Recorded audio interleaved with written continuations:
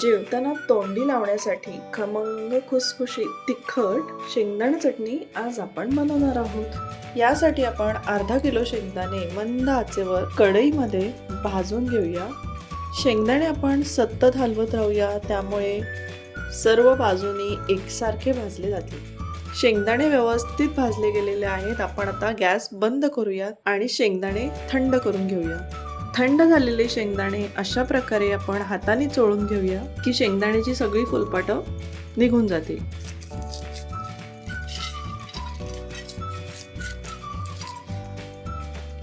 सगळी फुलपाटं शेंगदाण्याची अशी चोळून चोळून आपण काढून घेऊया।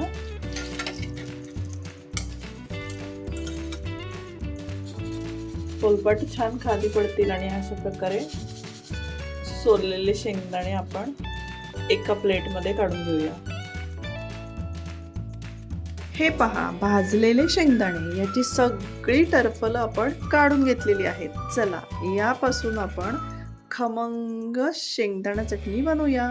सर्वात आधी आपण मिक्सरच्या भांड्यामध्ये एक छोटंसं वाटण करून घेणार आहोत। तर त्यासाठी अर्धा किलो शेंगदाण्यांसाठी आपण 2 चमचे जिरं, 20 ते 25 लसणाच्या पाकळ्या मिक्सरमध्ये जाडं वाटण करून घेऊया।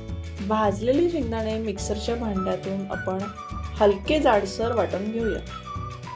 गॅसवर आपण कढई ठेवूया। गॅसची फ्लेम लो करूया।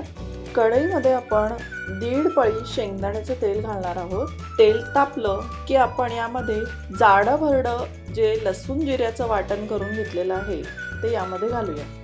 गॅस मंद आचेवर ठेवूया, त्यामुळे लसूण आणि जिरं छान खरपूस लालसर रंग येईपर्यंत भाजलं जाईल।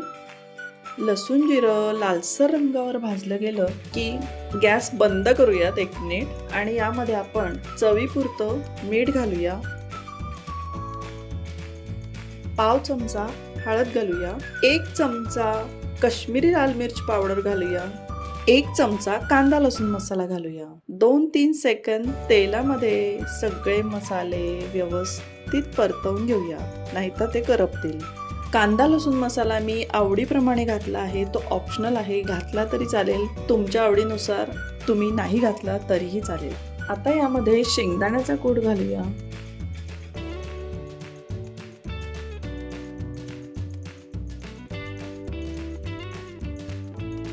गॅस परत ऑन करूयात आणि मंद आचेवर ठेवूयात। मंद आचेवर 3 ते 4 मिनिट सगळं मिश्रण व्यवस्थित एकजीव होईपर्यंत आपण एकत्र करूया।